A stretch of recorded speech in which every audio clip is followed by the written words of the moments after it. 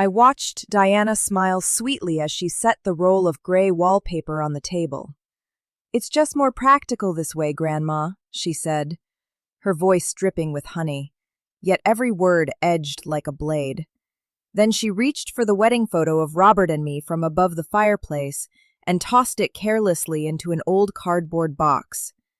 In all my years, I had never witnessed an act colder than that. It wasn't tidying up. It was erasure. If you think old age brings peace, you're mistaken. Sometimes, it brings only solitude and the quiet cruelty of being used by those you love most. My calm was shattered one autumn morning when Noah, my grandson, arrived with his wife. They came with suitcases and a promise, just for a little while, and as always, I opened my heart. I had long grown accustomed to being the mother, the grandmother who yielded, who made room. But that kindness was exploited. Within days, this house was no longer mine. They claimed the study, painted over the warm walls with a cold gray. They occupied my space and erased every trace of Robert. That intrusion cut deeper than I could have imagined. When Diana placed the stack of financial papers in front of me, trying to strip me of every ounce of control, I finally understood. This wasn't help. This was a systematic takeover. I wasn't grandma. I was an asset. And so, I made the hardest decision of my life. I would not yield. I would fight, not with anger, but with the quiet intelligence and resolve of someone who has lived 70 years. This is the story of how I, Elsa Mora, fought to reclaim my autonomy and my dignity. So if you're ready, sit with me. Let me tell you everything from the very beginning. And don't forget to subscribe so we don't lose each other along the way. The morning was quiet, filled with the soft scent of coffee drifting through the kitchen. I had just poured a little milk into my cup when the front door swung open, the breeze from the porch rushing in along with Noah, his wife Diana, and little Emma. They stood in the doorway, surrounded by suitcases and a few bags at their feet, as if they'd only paused here for a brief stop on a long road. Noah gave me a small, uneasy smile. "We'll just stay here for a little while, Grandma. It's temporary," he said, his tone carrying that careful lightness people use when trying to soften something heavy. I set the spoon down, the faint clink of ceramic against metal breaking the silence, and walked toward them.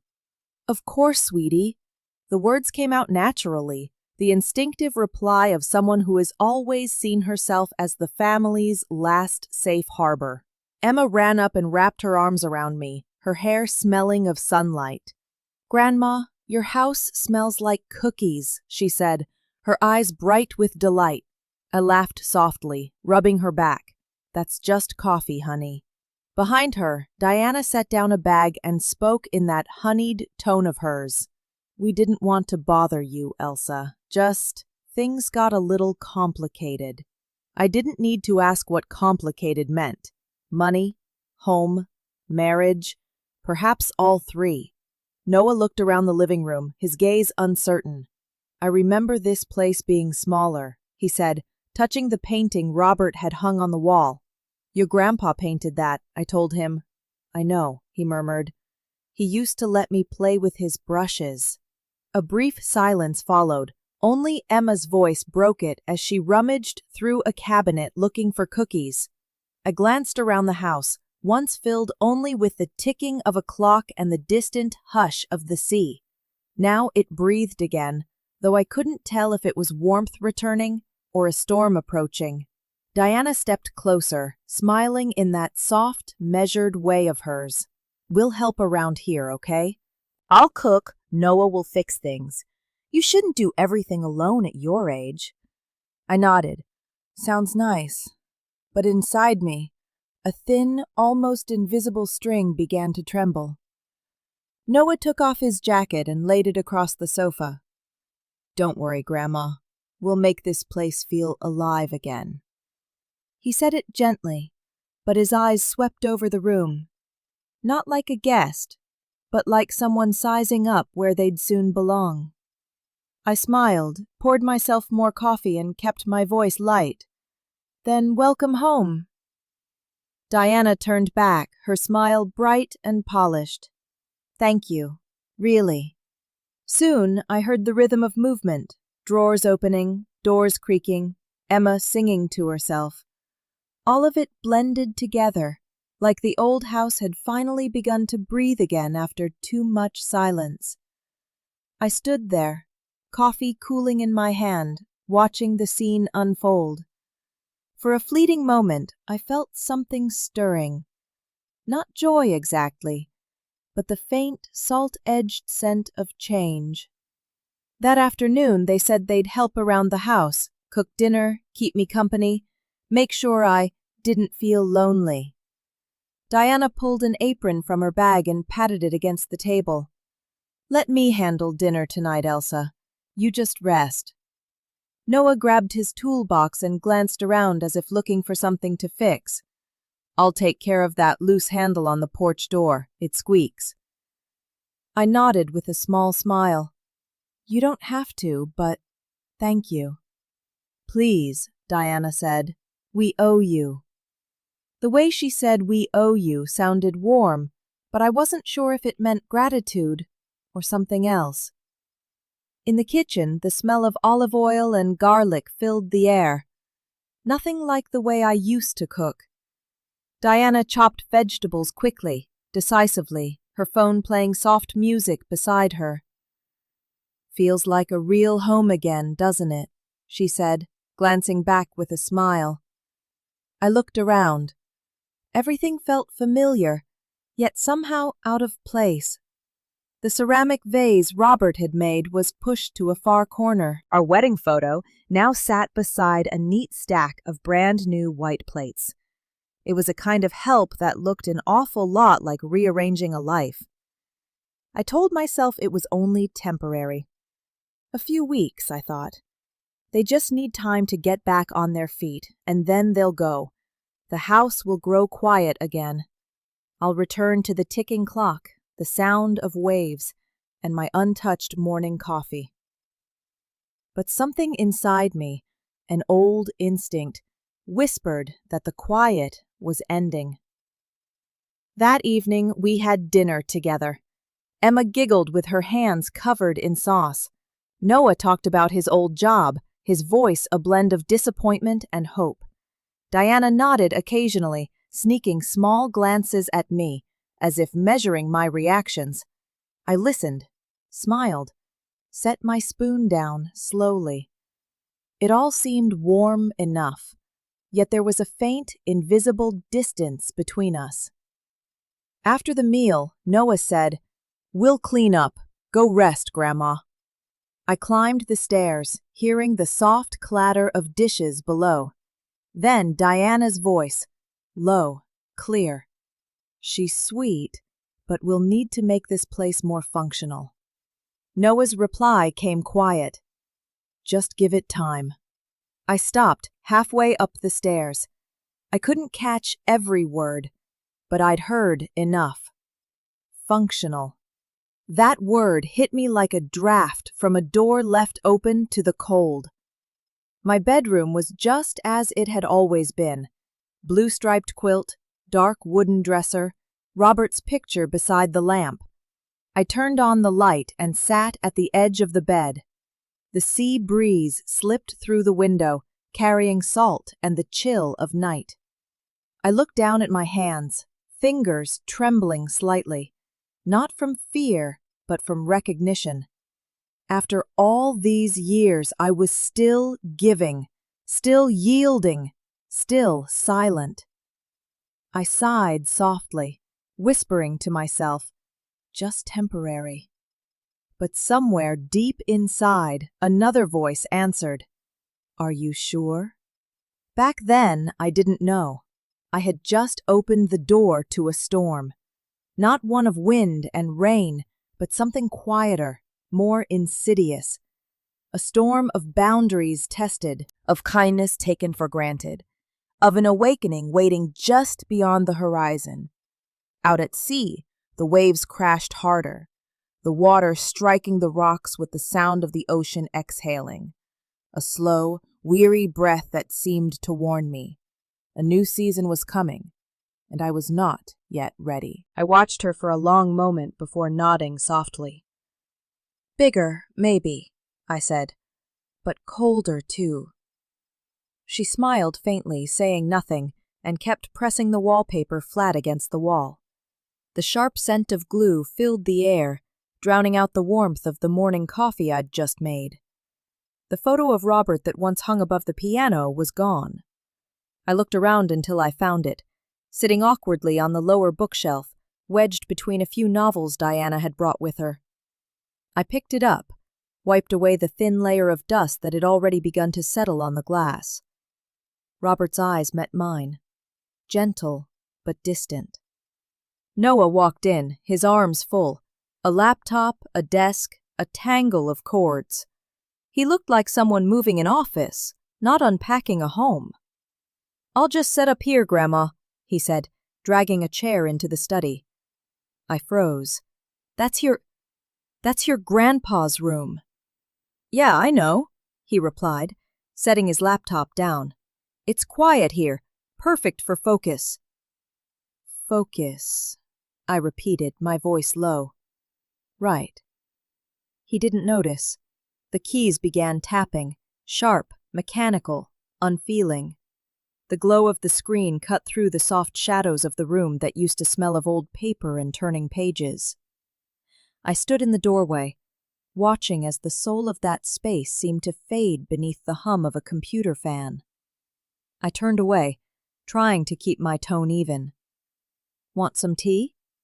Noah looked up briefly. "Coffee's fine, thanks, Grandma." I nodded and walked to the kitchen, leaving him to his work, the clatter of keystrokes echoing through what once felt like a sanctuary. When I came back, his mug was already beside the laptop, steam curling up toward the screen. Noah smiled into his headset. "Work call," he mouthed, holding up a hand.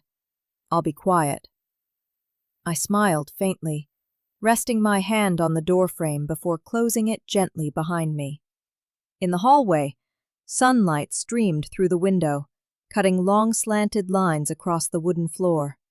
The rhythm of typing continued, steady, relentless, blending with Diana's voice somewhere down the hall, calling Emma to do her lessons. The house wasn't loud, but it no longer felt like mine. Piece by piece, breath by breath, my space was being divided, quietly, efficiently. I paused by the stairwell wall. There were fresh scratches in the paint, the edges still tacky where new color hadn't fully dried. Part of me wanted to say something, but another part, the older, quieter part, believed silence might keep the peace a little longer. I poured myself another cup of coffee and stood by the window, staring out toward the sea. The waves kept breaking, indifferent to the shifting tones of the house behind me. But I knew. This wasn't just paint. It was a quiet declaration that they no longer saw themselves as guests. Noah looked up from his laptop and smiled when he saw me standing in the doorway. "We'll keep things organized, Grandma," he said, his tone reassuring, the kind of earnest confidence young people carry, believing that anything can be fixed if it's neat enough. I nodded. Of course. He didn't notice what I was really looking at, his organized world. The tidy new stack of books that had quietly pushed aside Robert's favorites. The white curtains I had sewn, replaced by thick gray ones. The old lamp beside my reading chair, gone, replaced by a sleek little shelf. Diana walked in carrying a storage box. "We're just making some room, Elsa.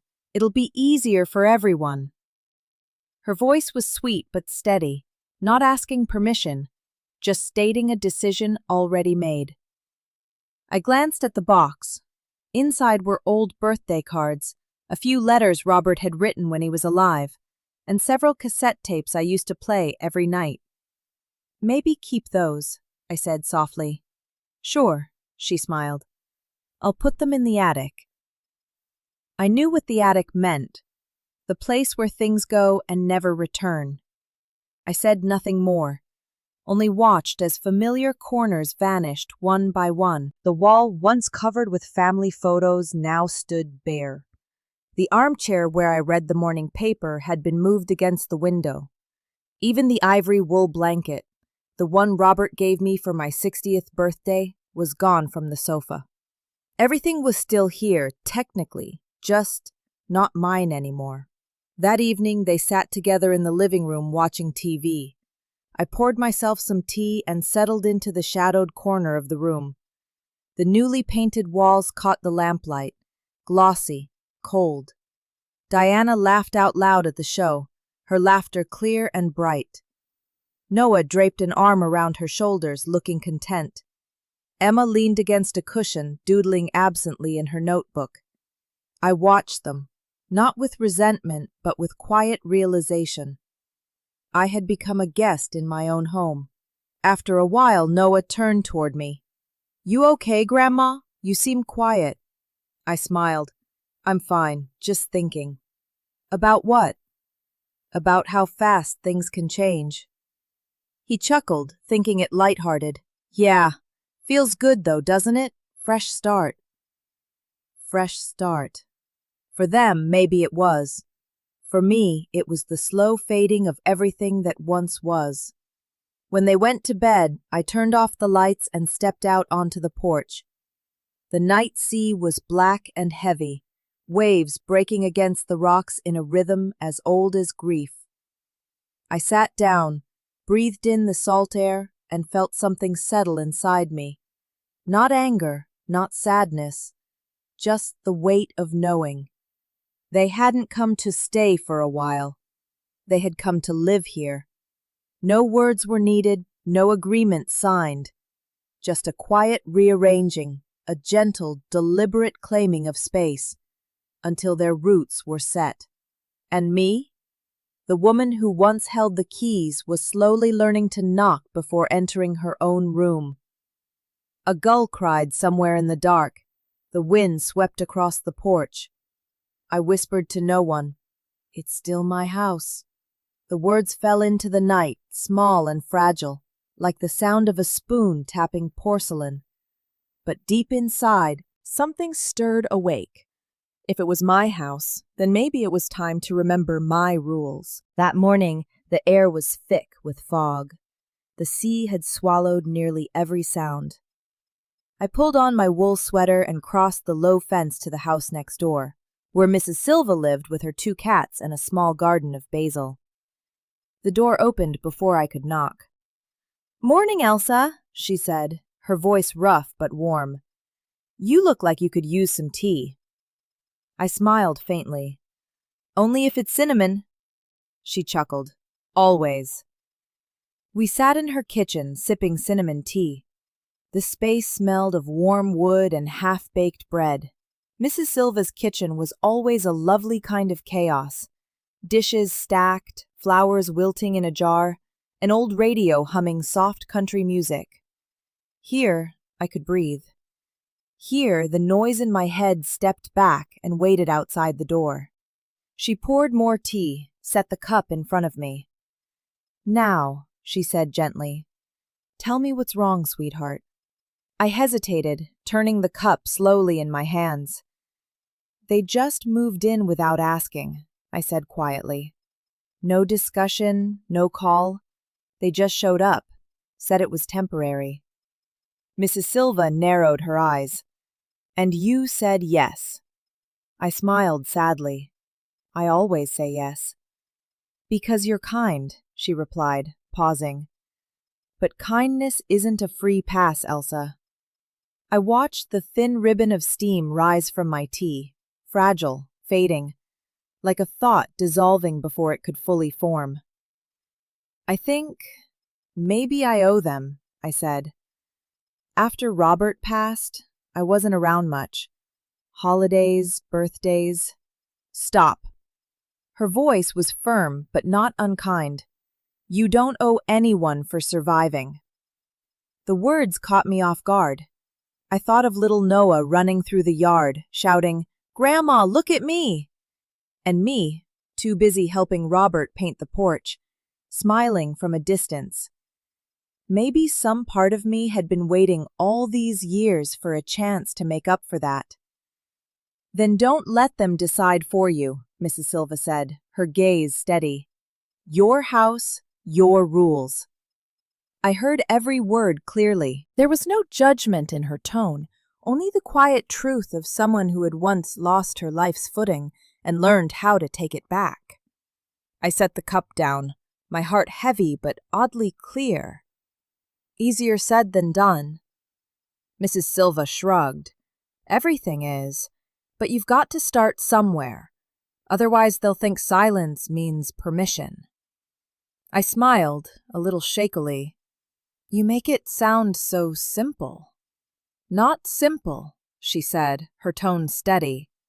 "Just necessary." Outside the window, the wind brushed through the basil plants, scattering a few leaves onto the floor. She stood, bent to pick them up, and said quietly, "You're not a guest in your own life, Elsa." I sat there for a while, listening to the kettle hum and bubble on the stove. The scent of cinnamon lingered in the air, sharp, warm, and somehow reminding. When I finally stood to leave, Mrs. Silva rested her hand gently on my shoulder. "You've been too quiet for too long," she said. "Time to make some noise." I laughed softly, though my throat tightened. "Noise isn't really my style." "Then start with a whisper," she replied with a wink. I nodded, holding the empty teacup in my hands. It felt like holding a decision still forming, fragile and alive. That simple phrase echoed in my mind all night. Your house, your rules. It wasn't just advice. It was a knock on a long-closed door inside me, gentle but unrelenting. Lying in bed, I stared up at the faint ceiling, the distant crash of waves, the slow ticking of the clock, the soft cough from Noah's room, the rustle of Diana turning in her sleep. The house was no longer silent, yet what kept me awake wasn't the noise. It was the thought that I had let others walk in and rewrite the order of a place that once carried my name. I closed my eyes, but the words kept circling. Your house, your rules. It was an ordinary sentence, yet something in the way Mrs. Silva said it had lit a small, forgotten corner of me.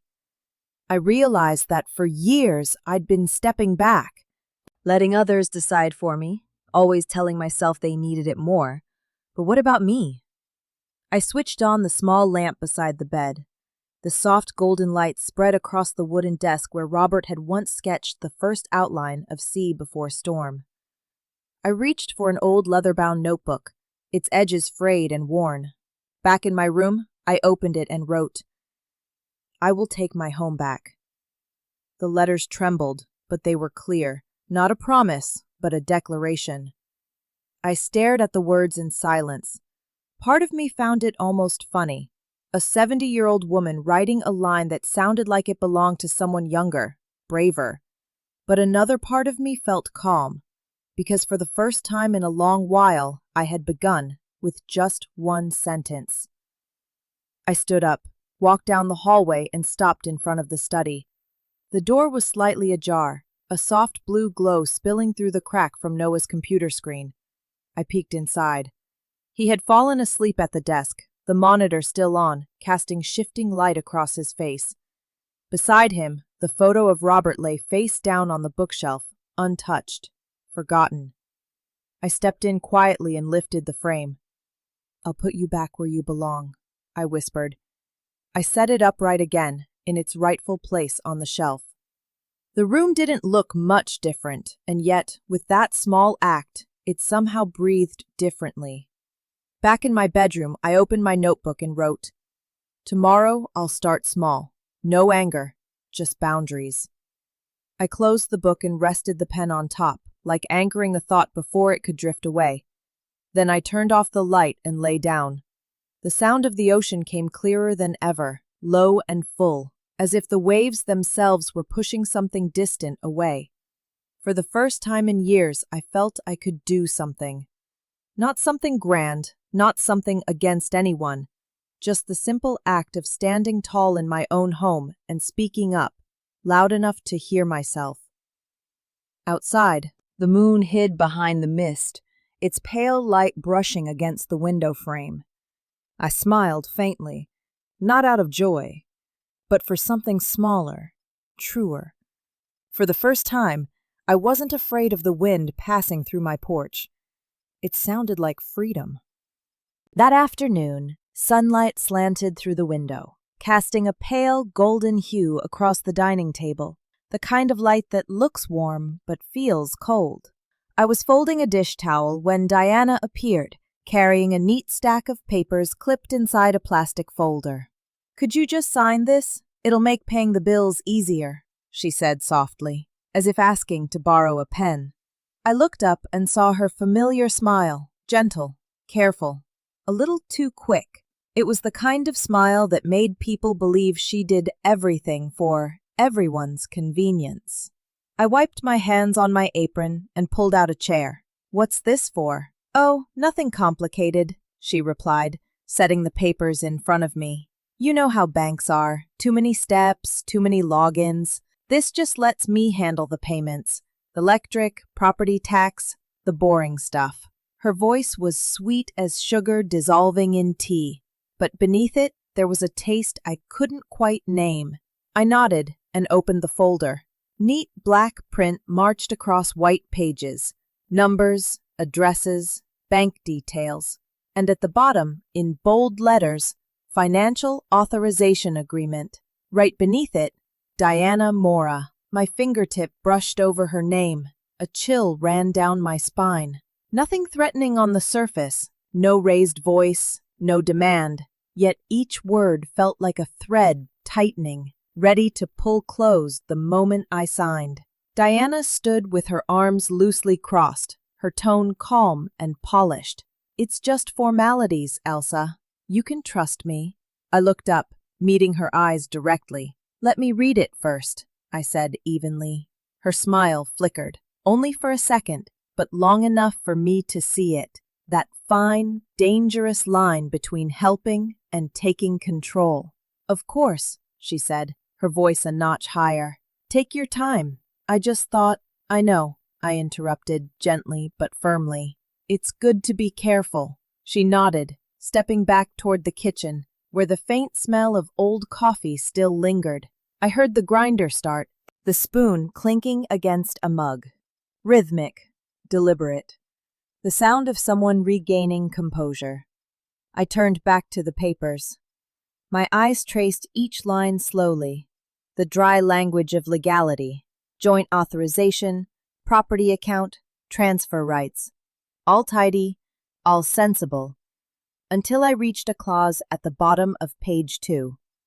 In the absence of the owner, the secondary party, Diana Mora, retains temporary control of the financial account.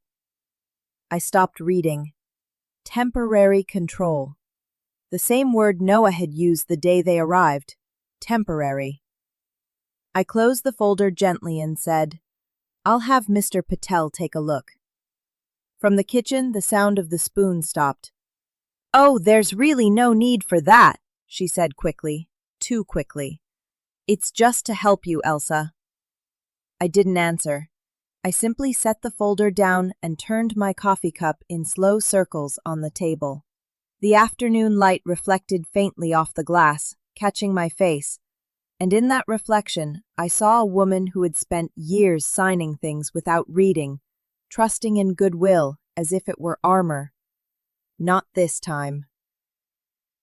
By early evening, Noah drove Emma to the ice cream shop, and Diana followed, saying she'd stop by the market. The door closed behind them, the car engine faded, and silence returned, still and heavy, like the pause before rain. I sat down at the table, the folder still beneath my hand. The The smell of cold coffee mingled with the sea breeze drifting through the cracked window. I traced the top page with my fingers. Smooth, cool, like the inside of a shell. Then I reached for the phone and searched for the one person I knew would tell me the truth.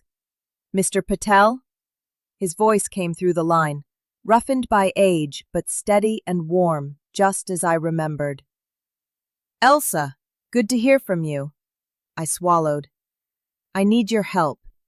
Diana brought me something to sign, some kind of authorization form." I heard papers rustling on his end, as if he could already picture exactly what kind of document it was. "Send me a photo," he said. I did, my hands trembling despite my effort to stay calm. A few moments of silence passed, filled only by the sound of waves outside the window. Then his voice came back, heavier now, deliberate. "Don't sign, Elsa. They could take everything." I froze. "Everything?" "Your bank access, your house. Depending on the clause, even your medical decisions, if they push it. These things start with temporary, but they never stay that way." I bit my lip, staring at the empty signature line at the bottom of the page, a small white space that, if filled, would erase my say in the very place I called home. "Thank you," I whispered. "I thought I was just being paranoid." He gave a low chuckle. "Paranoia keeps people safe. You've been too trusting for too long." I smiled faintly, though there was no joy in it. Old habits die hard. "Then kill that one first," he said. "I'll come by tomorrow. We'll sort things properly." When the call ended, I set the phone down, feeling both empty and unmistakably clear. I walked to the window. Outside, the sea caught the last light of day, the sunset spilling orange across the surface like slow fire. Its reflection touched Robert's painting, "Sea Before Storm," hanging on the wall. The brushstrokes, layered in gray-blue hues, met in a dark center. I remembered asking him once, "Why didn't you paint the boat?" Robert had smiled, "Because you're the boat." Only now did I understand what he meant. For years, I'd believed I was just trying to stay afloat in other people's storms, but all along, I still had oars. I had simply forgotten how to use them. And now, I could see it clearly, what had truly been happening. Not care, not kindness, but a quiet kind of claiming, subtle, polite, and methodical, beginning with the gray walls, the moved photograph, the small favors, and finally, this stack of papers. They weren't cruel, they just believed that because I was old, I should surrender control, and I had believed that love meant silence. The ocean wind swept in, stirring the papers on the table. I stepped forward, pressed them flat, and tucked them into the drawer. Not torn, not thrown away, just kept. A record of the last time someone tried to decide for me. The fading sunlight slid across the tabletop, warming my hands in its final glow. I looked out at the waves, steady, unbroken, breathing like someone who has endured much but still stands. "Not this time," I whispered, and in that moment I knew. This storm, I would be the one steering. Night had fallen. The wind from the sea had grown stronger, slipping through the cracks in the windows, carrying with it the steady rhythm of waves against the shore. I was just closing my notebook when I heard a knock at my door. 3 short taps, quick and tense. I opened it to find Noah standing there. His eyes were red, his breathing uneven, like someone who'd rushed up the stairs. He didn't meet my gaze when he spoke. "You don't trust us, Grandma? We're just trying to help." His voice echoed in the narrow hallway, sharp, thin, and cold. The way he pressed on the word trust made it sound like an accusation, and for a fleeting moment I felt guilty, even though all I'd done was refuse to sign a piece of paper. I tilted my head, studying him. The light above cast a pale glow over half his face, young, tired, and wounded. I remembered the boy who once held my hand to steady his first steps, who used to tumble across the yard and laugh when he fell. Now, those same eyes looked at me with anger, not wild, but confused, almost pleading. "Noah," I said slowly, "this isn't about trust." "Then what is it about?" he cut in, his voice rising. "You think Diana would ever hurt you? She's been doing everything, the cooking, the bills, taking care of Emma." "I know," I interrupted softly, trying to keep my tone calm. "And I appreciate that." He exhaled sharply, stepping back half a pace. "Then why call Patel? Why make this a big deal?" I looked at him, really looked, and saw not just frustration, but the shape of a man trying hard to be good, to be seen as capable, to be believed. But behind his anger was something smaller, quieter. Fear. The fear of being doubted. The fear of losing control. "Because," I said gently, "it is a big deal." He gave a short, brittle laugh. "You think we're after your money?" I didn't answer right away. Part of me wanted to say no, to hug him like I used to remind him that I still believed in his goodness. But another part, the one that had stayed silent too long, spoke first. "I do trust you, Noah." I took a step closer, resting my hand on the edge of the door between us. "I just want to help myself this time." The air shifted. My words seemed to confuse him more than anger him. "Help yourself," he repeated, as if it were a phrase he'd never heard from me before. I nodded, a faint but honest smile tugging at my lips.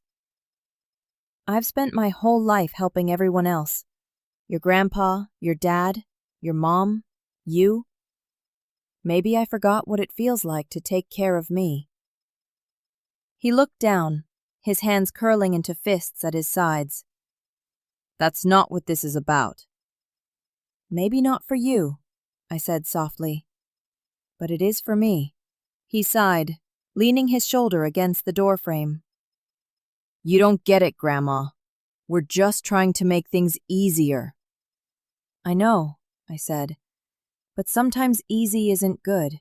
Sometimes it's just convenient." That silenced him, and in his eyes I saw a flicker, not of anger, but of something more fragile. The hurt of a child realizing, perhaps for the first time, that good intentions don't always make things right. I stepped back and opened the door wider. "Come in, if you want to talk." He shook his head. "Not tonight." Noah turned away, his figure swallowed by the dim hallway light. When his footsteps faded down the stairs, I remained there, hand resting on the doorframe, heart beating quietly but fast.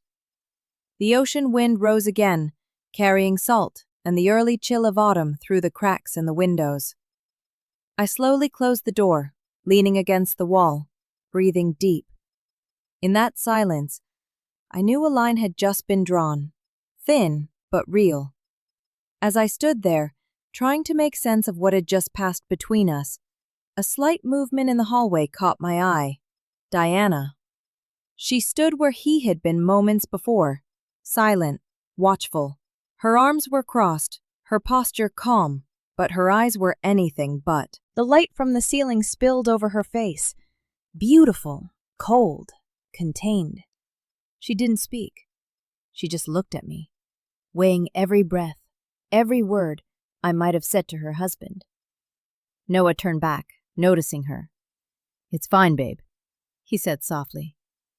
Diana gave a small nod, but her gaze never left mine. In her eyes, I saw something I hadn't before, a strange mix of defense and control, as if she were afraid of losing something she couldn't yet name. "Everything okay?" she asked, her tone even, tired. "Just talking," I said, keeping my voice steady. "About what?" "About trust," I answered, without blinking. Her lips pressed together. Silence stretched. Only the clock filled it, ticking steadily on the wall. Noah stood between us, caught in the weight of a conversation he couldn't quite carry. "Grandma just wants to handle her stuff her way," he said finally, like a truce. "Her stuff?" Diana repeated, her voice soft but edged with frost. "Yeah," Noah replied. "And that's okay." She didn't argue. She only turned slightly, touching his shoulder. "Come on, it's late." He exhaled, then followed her down the stairs. Their footsteps echoed, slow, heavy, until they faded into the rhythm of the waves outside. I stayed there, listening until the house went still again. Then I closed my door. The soft lamplight brushed over Robert's photo, still standing on the shelf where I'd placed it. I leaned against the wall, feeling my pulse steady, not from fear, but from the quiet ache of realizing something fragile had just broken, something I'd always believed was unshakable. I knew then my love had just been tested, not by greed, but by boundaries. Love without respect slowly becomes a tool, a way for others to steer your life while still calling it devotion. And boundaries, when drawn with love, will always make you feel guilty for keeping them. I sat on the edge of my bed, my hand brushing the small notebook beside me. The last page still held the words I'd written days ago. I will take my home back. Back then, I wrote it for myself. Now I understood. It was also a reminder to those I loved that love is not submission. I blew out the small candle on my desk, the scent of wax drifting into the room. Outside, the sea grew darker, the waves pounding harder, testing the edge of the sand. I smiled faintly. The first wind had risen, and this time, I wouldn't run from it. Morning light glimmered faintly through the mist that still clung to the window panes. I put on my ash-gray wool coat, picked up my small handbag, and stepped outside just as the sun began to rise over the sea. The wind was sharp enough to sting my eyes, but I felt lighter than I had in years, as if I were finally walking toward a place I should have reached long ago. At the bank counter, the young teller greeted me with a polite smile. "Good morning. How can I help you today?" I read the name tag on her chest, Emily. "I'd like to open a new account," I said, slow but sure. She nodded, fingers flying over the keyboard. "Joint or personal?" "Personal," I replied. "Only mine." When she printed the forms, the white pages came out crisp and clean, my name already typed neatly at the top, Elsa Mora. A strange feeling rose in my chest, not joy, but something deeper. The quiet return of something I hadn't realized I'd lost, the right to sign my own name to my own life. Emily looked up from her desk. "Are you sure, ma'am?"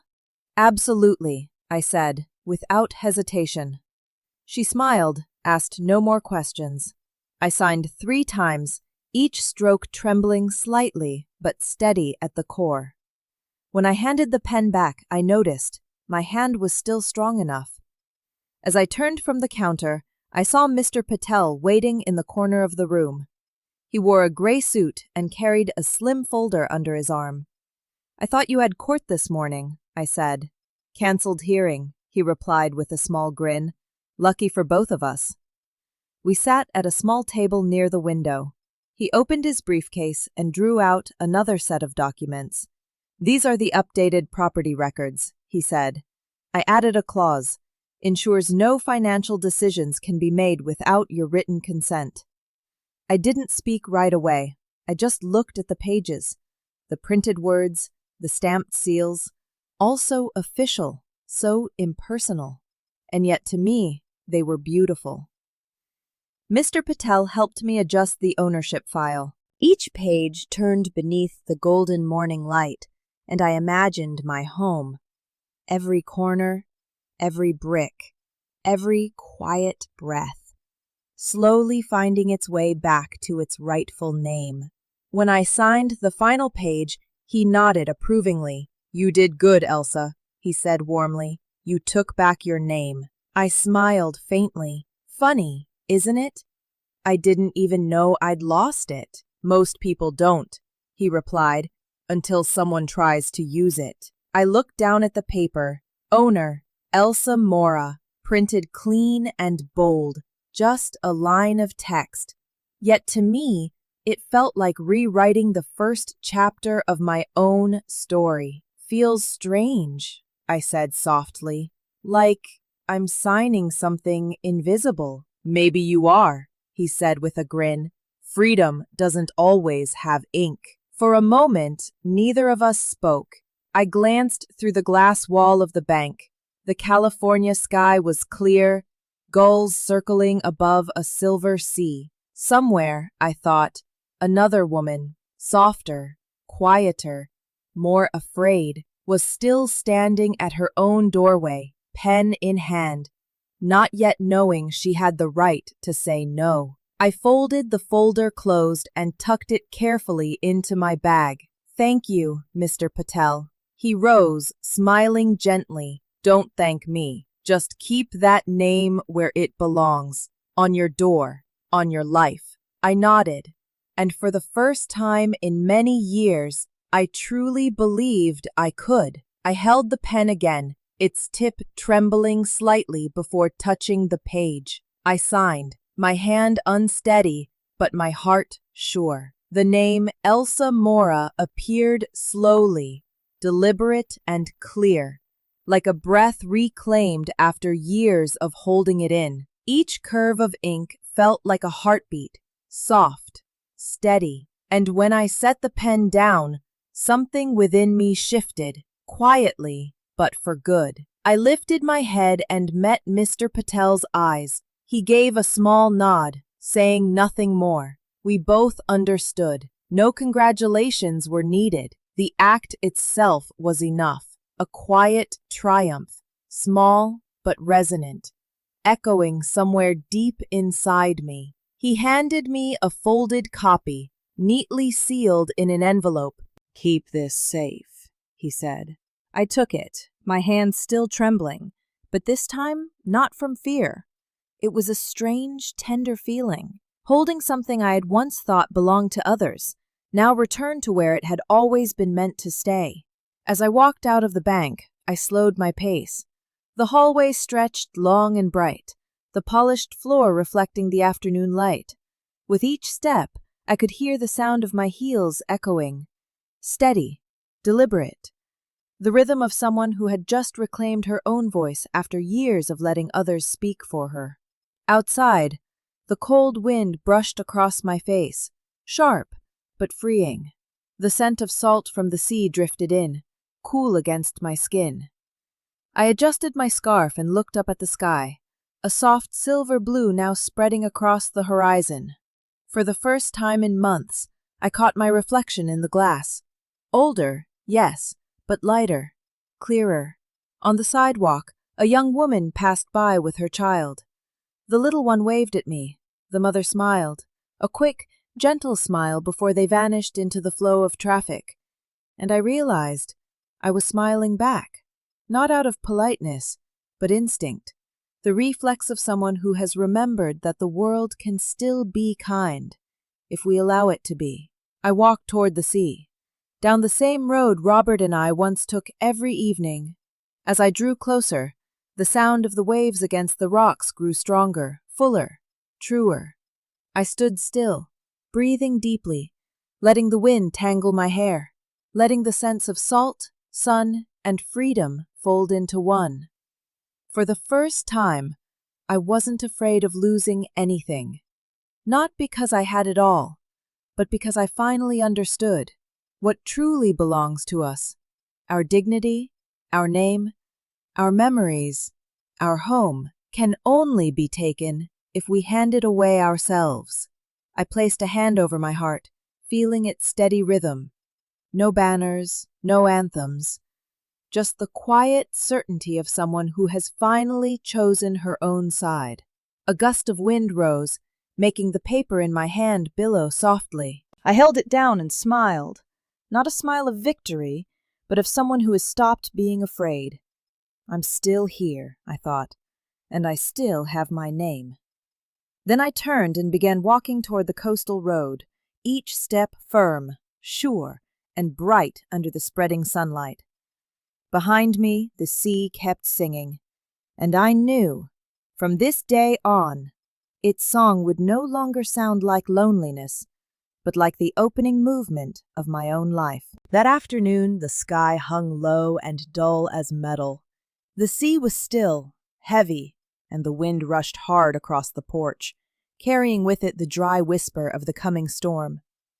I was watering the small pot of flowers by the window when the sound of a door slamming echoed through the house. Footsteps, heavy, hurried, and then Noah's voice, tight and frayed like a string pulled too far. "Where's the money, Grandma?" I turned. He stood in the middle of the living room, his shirt wrinkled, his phone still in his hand, the glow of the banking app casting a cold blue light on his face. The same face I once watched light up when he learned to count the coins in a glass jar at 6 years old. I set the watering can down and wiped my hands on a towel. "Which money are you talking about, Noah?" He stepped closer, voice clipped. "The savings account. The one you said I could help manage. It's empty." I met his eyes. "It's not empty. It's just elsewhere." His brow furrowed, his voice sharpening. "Elsewhere? You mean you moved it?" I nodded, slow and calm. "Yes." "Why?" His voice rose. "You think I'd take it? You think I'd steal from you?" I didn't answer right away. Some questions have no answer that won't wound the person asking. So I said quietly, "Somewhere safe, where it belongs." He gripped his phone tighter, knuckles pale against the glow of the screen. "We were trying to help you, Grandma. You said you were tired of handling things alone. Diana spent hours setting up the bills, and now—" "And now," I interrupted, keeping my tone even, "everything's handled. Just not by you." The air in the room thickened. The ticking clock on the wall filled the silence, steady and relentless. I looked at Noah, saw in his eyes a mix of hurt and loss. Not because of the money, but because of the role he thought he'd earned, the one I'd quietly taken back. He stepped back half a pace, drawing a breath. "You've changed," he said. Before I could answer, another voice came from the doorway, smooth, calm, and sharp as glass. "You've changed." Diana stood at the edge of the kitchen, arms folded, every movement deliberate. It wasn't an observation. It was an accusation. She walked forward slowly. "You used to be so trusting, Elsa. So easy to love." The fading light brushed against her hair, turning it a dry, brittle gold. "Maybe I'm still easy to love," I said quietly. "Just not easy to use." Her lips tightened. Her eyes flickered, something soft beneath the surface, and then hardened again. "You think that's what this is about? Using you?" I didn't reply. My silence unsettled her more than any answer could. Noah stood between us, gripping his phone so tightly his knuckles turned pale, his shoulders drawn taut, caught between two opposing forces, duty and devotion, trust and shame. I could see it clearly. He didn't want to fight, but there was nowhere left for him to retreat. Diana turned to him, her voice low but sharp. "I told you this would happen. She doesn't see what we're trying to do." "Diana," Noah began, his voice rough, but she had already turned back to me, her gaze cutting clean and cold. "Money changes people," she said. I smiled faintly. "No, dear," I said softly. "Control does." The words cracked the air open. A single moment of absolute stillness. Only the sound of waves in the distance and the clock ticking between the three of us filled the space. Noah dropped his gaze, eyes slipping away from mine, and walked out onto the porch without a word. Diana stayed where she was, her breath short and sharp. In that stare, everything was laid bare. In her eyes, I was no longer Grandma. I was an obstacle. I watched her, not with anger, Not with anger, but with a long, quiet ache. Because I understood. When trust begins to shift, people give it other names. Betrayal, change, selfishness. But most of the time, it's simply the act of setting new boundaries. The air between us thickened. Diana stood in the dim light from the window, her eyes half lowered, lips pressed tight. I could see the tension inside her, the push and pull between anger and confusion, the kind that comes only when someone faces resistance for the first time. "You've changed," she said, her voice low, cold. I looked straight at her, not flinching. "Yes," I said, calm as breath, but firm. "I finally have." The words dropped into the room like a pebble into still water. No shouting, no more argument. Just truth, rippling outward, slow and steady, until silence settled over us both. Noah lingered by the door, his eyes uncertain. "Grandma," he murmured. I turned to him, my voice softening. "You'll understand one day," I said. "Sometimes, love needs walls, not doors." He opened his mouth as if to answer, but didn't. Only a long sigh came, heavy, weary, like the wind outside the sea cliffs. Diana reached for her coat on the chair. "Come on, Noah, let's go." He hesitated for a moment, then followed her. The door closed with a muted click, and the house fell utterly still. I stood there for a long time, staring at the space where 3 people had stood just moments ago. Now, only me. The late light spilled through the curtains, laying uneven gold across the wooden floor. On the table, Robert's photo stood, unmoved, its glass catching the sun like a quiet witness. I sat down, pouring what was left of my morning tea into a cup. The warmth had faded, but in that faint heat, I felt something new, or perhaps something old finally returning. A silence that no longer frightened me. Once, when the house was empty, I felt lonely. Now, the quiet felt like breath, light, clean, mine. No keyboard clicks, no scent of wallpaper glue, no voices trying to make my life easier. Just me and the house, as it was meant to be. I stood and walked slowly through the room, brushing my hand over each thing. The painting, the vase, the lamp.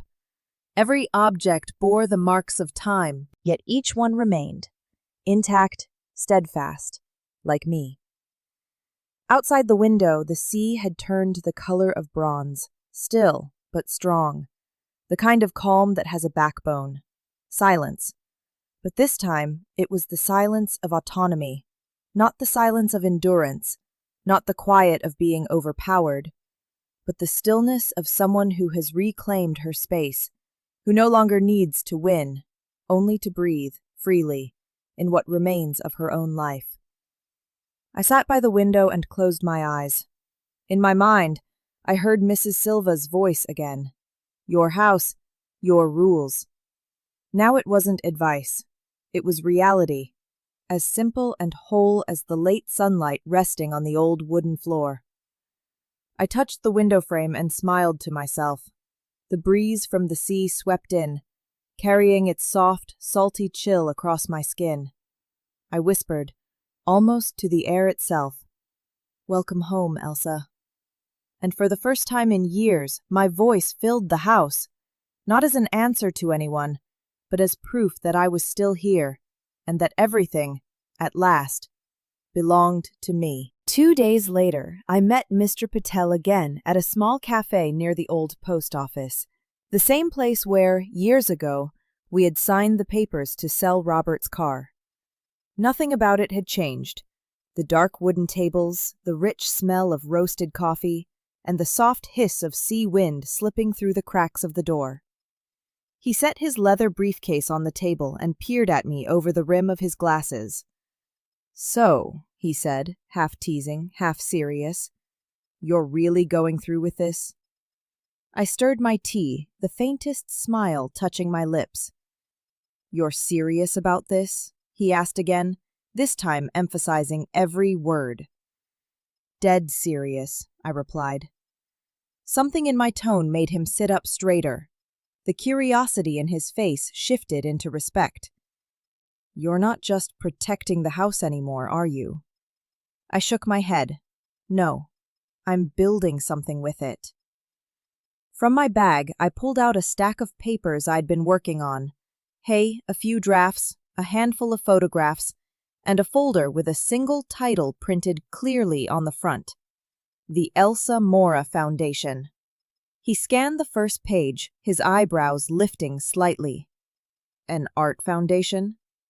"Yes," I said, slowly, as if testing the truth of my own words. "The Elsa Mora Foundation, an art fund for older women." I paused, then added, "Women my age still have stories, Mr. Patel. We just don't have places to tell them." He nodded thoughtfully. "You want to turn the house into the center?" "Yes.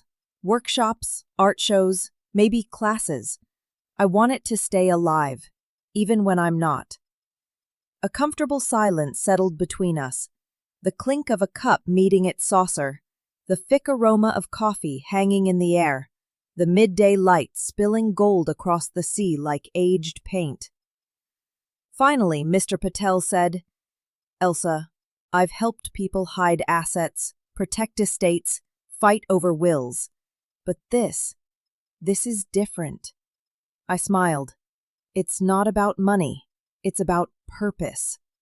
He nodded. "Purpose is harder to preserve than property." "I know," I said quietly, "but at least it can't be stolen."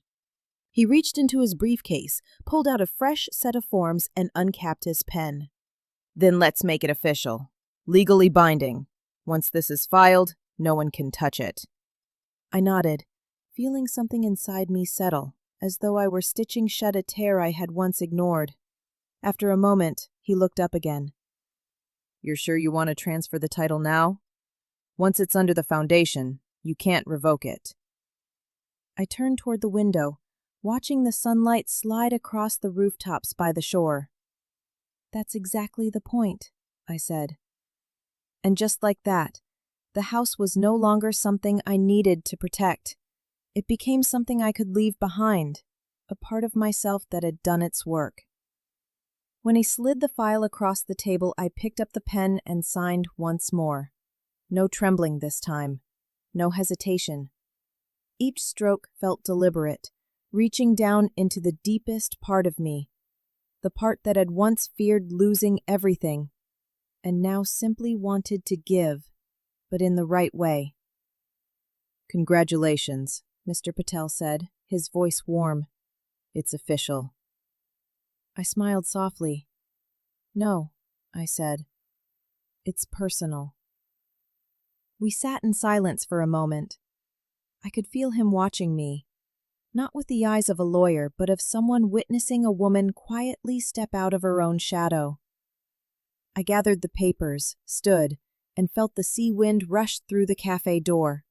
It lifted the edges of the documents, making them flutter like a new heartbeat, fragile, but real. I held them tight, feeling their weight steady against my chest. That afternoon, I returned home, the signed file still in my hand. The house greeted me with an unfamiliar kind of silence. Not heavy, not haunted, but open, waiting to be filled with something new. I set my bag on the table, loosened my scarf, and walked toward the blank wall in the living room. That was where Robert's See Before Storm had once hung. After Noah and Diana redecorated, they never put it back. Said it was too old, didn't match the gray. The painting had lain face down in a cupboard for weeks, exiled from the home it was born in. I opened the cabinet and pulled it out. A thin layer of dust coated the wooden frame. The late afternoon light streamed through the curtains, catching the streaks of blue and gray, the colors of the sea before a storm, the colors of solitude and endurance. I took a soft cloth and wiped it gently, stroke by stroke, as though I were touching a memory. Then I hung Robert's painting back on the wall. The nail was still there, the old mark waiting. It only took a small push for it to fit again. When the frame met the wall, a soft click echoed through the room. A simple sound, yet it rang in my chest like a bell, marking the moment everything returned to where it belonged. I stepped back and looked at it. The sky in the painting was still dark, the sea still restless, but the faint light at the horizon kept it from despair. Robert once told me, "I painted the storm, but the light was always yours." I hadn't understood then. Now I did. That light, it was what remained in me all along, buried under fear, sacrifice, and years of silence. The afternoon sun poured in, soft, golden, alive.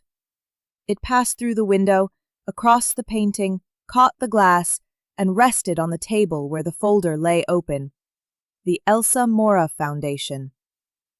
The light touched it gently, making it all feel real, as if the universe itself was saying yes. I sat down, not rushing to close the papers. The faint scent of ginger tea drifted through the room. Outside, a few children laughed somewhere near the path by the beach. Their voices folded into the sound of waves, bright and distant. It wasn't grand, but something inside me shifted, quietly, deeply. I opened my notebook and wrote, "Day 1 of the foundation.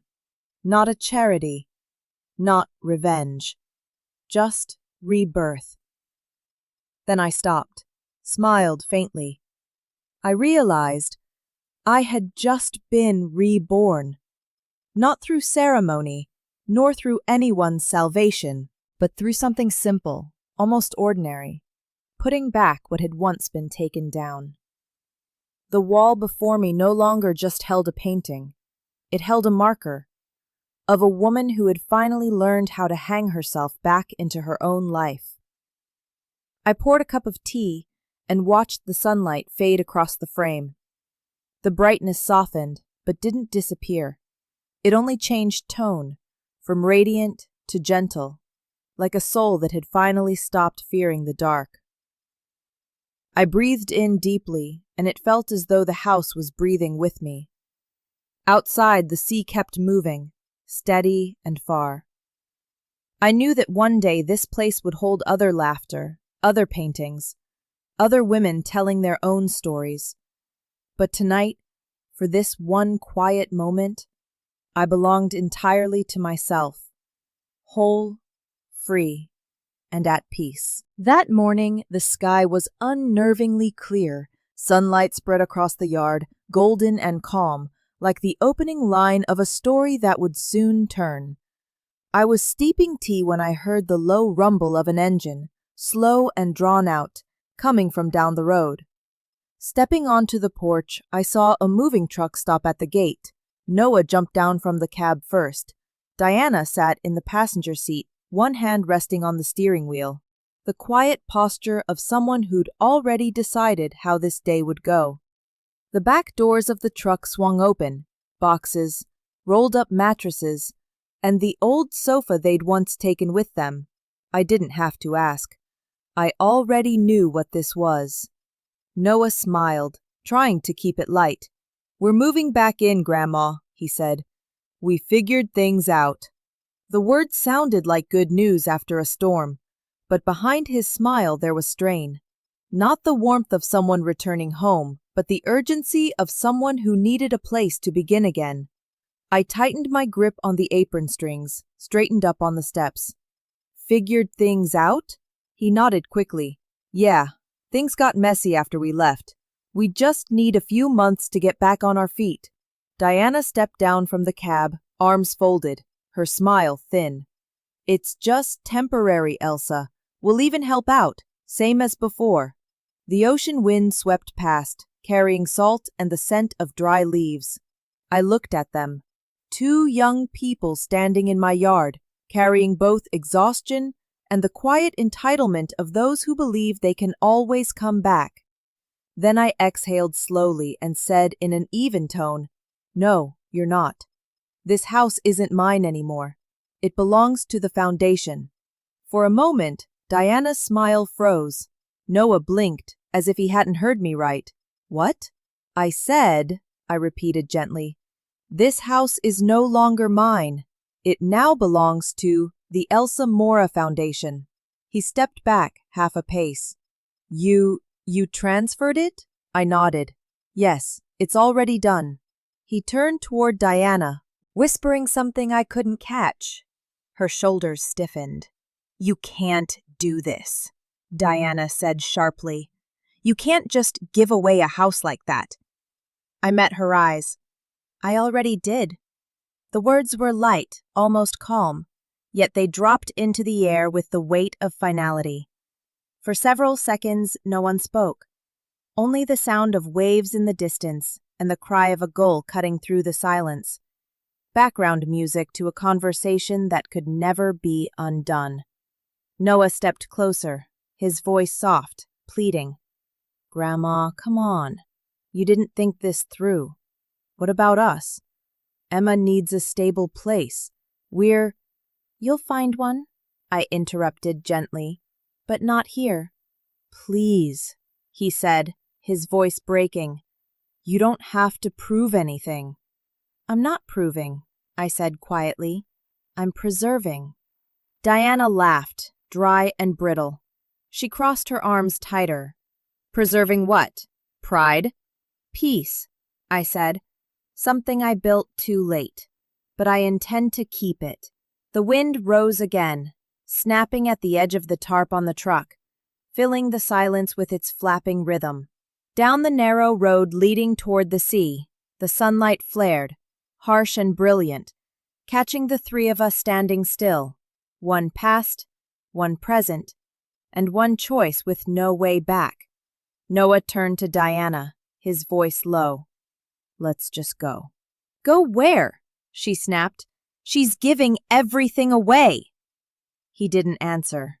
He just looked at me, eyes sadder than angry, and gave a small nod, the kind of nod that comes when a truth finally sinks in. But the heart isn't ready to follow it yet. I stood there, unmoving. The sun had risen high, flooding the porch where I stood, the thin line between the one who keeps the house and the ones who once lived in it. They didn't know it yet, but I did. From this moment on, every brick of this place would belong to something larger than me, larger even than their remorse. After my final words, no one spoke. Noah stood frozen, confusion clouding his eyes. He lingered in the middle of the yard, hands slack at his sides, his gaze drifting toward the row of pines behind the house. The sea in the distance shimmered with white light, and his face, wet with mist or tears, I couldn't tell. But in his eyes I saw a man realizing he'd lost something that had stopped belonging to him long ago. "Grandma," he said softly, voice rough, "I didn't mean for things to get this way." I nodded. "I know." "Then why does it feel like you're shutting me out?" I exhaled, slow and even. "Because this door's been open too long, Noah. I need to close it before the wind takes everything." He let out a dry, crooked laugh, lowering his head, the way a boy does when he's caught doing something foolish. Behind him, Diana stood by the truck, silent. Her eyes held a mix of anger and fear before she turned away and slammed the cargo door shut. The sound was sharp and metallic, cold, final. I stepped down a few stairs until I was level with my grandson. The ocean wind passed between us, carrying salt and exhaust. "You'll be okay," I said. "You're smarter than you think." He gave a faint smile. "You sound like Grandpa." I smiled back. He used to sound like me. Sunlight caught in his hair, pale and soft. I felt love. Not the kind that clings, but the kind that releases, the kind that asks for nothing in return. I knew he wasn't cruel, just lost, in that age where you believe you're old enough to take care of others, but not yet wise enough to understand what respect really means. From behind the truck, Diana called out, "Noah, let's go!" He turned back to me one last time. His lips moved, searching for words that never came. All that remained was a long, warm, regretful look, something I'd remember but no longer need to keep. The engine started, its low growl blending with the rhythm of the waves. I stood still, watching them back down the sandy drive toward the main road. When the tires crossed the stretch of sunlight, I felt a chapter of my life quietly roll itself closed. Not painful, just heavy with memory. They disappeared around the bend, leaving the gate half open. I walked over and pulled it shut, the hinges creaking softly in the wind. Then I turned back toward the house, pausing at the doorway. Light filtered through the thin curtains, scattering across the worn wooden floor. I drew a deep breath. Salt, paint, and time blending into one familiar scent. I closed the door, and the past stayed outside. No more apologies, no more promises of just temporary. Only the true quiet of a home no longer occupied, and the steady breath of its keeper finally at peace. I leaned against the door, eyes closed. In that stillness I could hear it all, the sea, my heartbeat, and something gentle falling inside me. Not sorrow, but the last soft weight of forgiveness. When I opened my eyes, the room was the same, but the light had changed. Softer, clearer, calm. And I knew, from this day on, no one else needed to move in anymore. Because I had already moved on. When the truck finally disappeared down the road, I made tea and opened the window. The sound of the engine faded, then dissolved completely beyond the line of pines. The sea returned to its natural rhythm, steady, deep, needing no one's command. The wind slipped through the porch, drifted into the kitchen, and lifted the thin curtain like a breath being taken for the first time. The kettle whistled. I turned off the stove. The scent of ginger tea spread through the room, warm, sharp, alive. Steam rose from the porcelain cup in soft spirals, fading into the morning light. There was a strange kind of quiet, not the silence of absence, but the kind that comes when everything has finally returned to where it belongs. I set the teacup down and walked to the window. My fingers pulled the curtain aside, letting the sea breeze rush in, salt-tanged and clean. The air felt new, like fresh blood in old veins. The gray walls no longer looked cold. Light softened them, brushed them with shades of pale gold like the color of sand. I looked around. The wooden table, the bookshelf, the framed painting, all the same as before, yet everything felt different. No scent of strange perfume, no music playing all day, no voices saying, "Let me handle it," or "Don't worry, Grandma." Just the sound of a spoon against ceramic, the whisper of wind, and the quiet pulse of a house finally alive. I walked slowly toward the wall where Sea Before Storm hung. The sunlight hit the glass, deepening the blue of the painted sea. I stood there for a long moment, then reached out and touched the frame. "We made it, Robert." The words came out soft as breath, but heavy with a lifetime. In the painting, the sea still roiled, the sky still gray, but across the horizon ran a thin line of light, the same light Robert once said was, "What people find when they stop running from themselves." Now, I understood. The storm was never out there. It had always been inside me, and now it was gone. I smiled, my hand resting on the wooden frame. Memories drifted back. The nights we painted together, the sound of brushes against canvas, the soft jazz humming from the old radio. Robert used to say, "The sea never scares me, Elsa. Only the silence does." I never understood it then, but now I've learned how to make silence something not to fear. I pulled a chair near the window and sat down with my tea.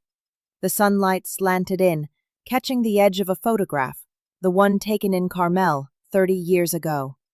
In it, I was smiling, freely, the kind of smile that needed no one's permission. Outside, the sea murmured, low and steady, reminding me that time can never erase what has been truly lived. I took a sip of tea, letting the faint heat of ginger touch the tip of my tongue before sliding slowly down my chest. Warm, like the quiet triumph of a morning when, at last, I was no longer the woman standing behind the curtain watching others leave, but the one opening the door for herself to step through. I sat for a long while by the window, just listening to the wind and the waves weaving into one another. Everything seemed to slow. Time, breath, heartbeat. Peace settled across the house. Not the fragile calm that comes when people first leave, but a stillness with its own pulse, as if the house itself were breathing with me, slow, deep, and grateful. I could hear it. The faint creak of the wood beneath the floorboards, the brush of the curtain against the frame, the soft ring of porcelain as I set the cup down. Each small sound that once felt lonely now pulsed like the heartbeat of a place that had finally begun to heal. I stood and walked down the hallway. The wall that once held family photographs was bare, yet it didn't feel empty. There was space now, space I could breathe in, no longer surrounded by memories forced to smile. The reading room still smelled faintly of old paper. Light filtered through the branches outside, scattering golden patterns across the rug. I opened my notebook and picked up a pen. The first words appeared slowly, clearly, as though they were claiming their place. Peace doesn't mean silence. It means ownership. I looked at the line and smiled.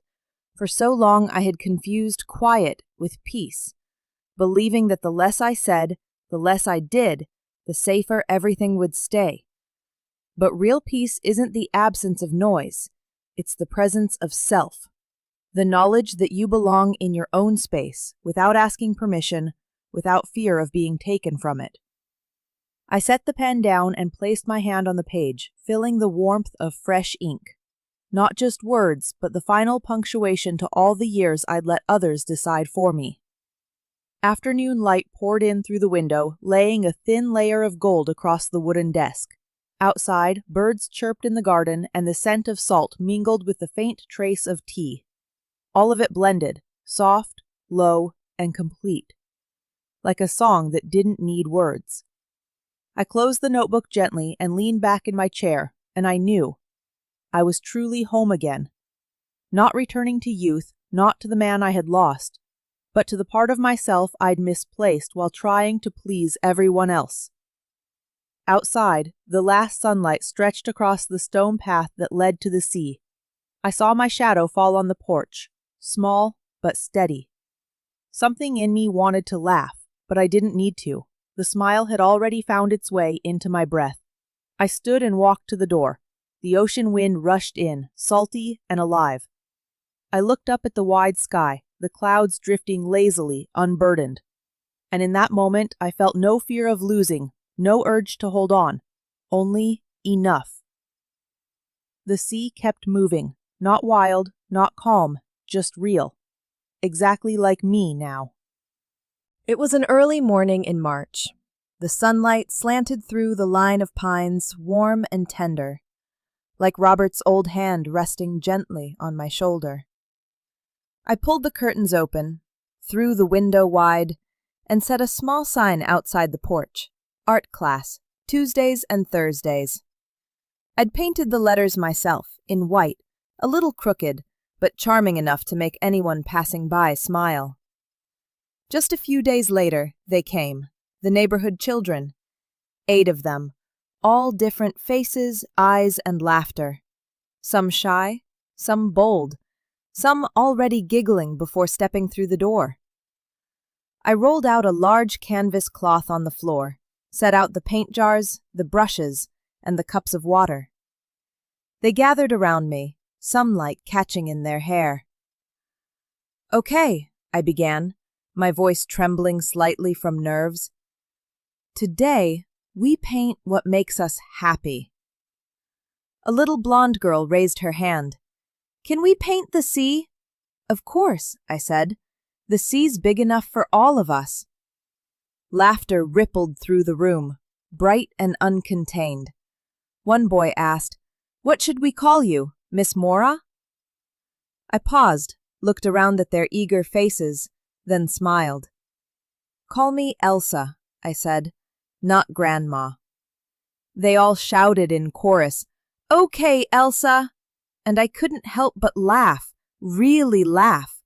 The sound filled me, simple, complete, like the first deep breath after a long season of holding still.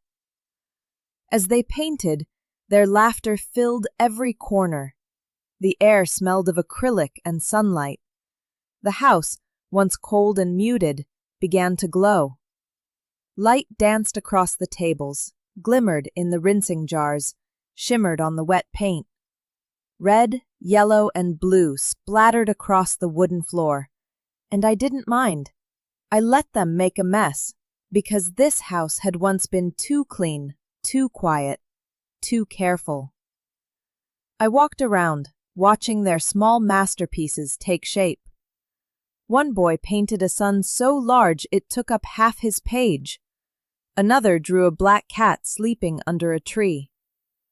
A little girl covered her paper in shades of blue, saying softly, "It's the wind." I smiled. "That's beautiful," I said. "The wind's something we can't hold, but it's always around us." Toward the end of class, the front door creaked open. Mrs. Silva stepped in, carrying a basket of pastries, the smell of butter and sugar drifting through the room.